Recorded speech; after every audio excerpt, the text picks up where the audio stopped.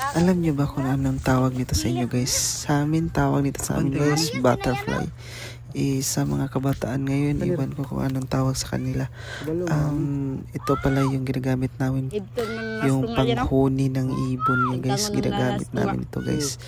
At saka napaka sarap sa pandinig guys. Kaya palagi kaming sa mga bata noon guys, yung mga bata pa kami, palagi kaming kumukuha nito guys at pinapatunog namin sa aming bibig guys.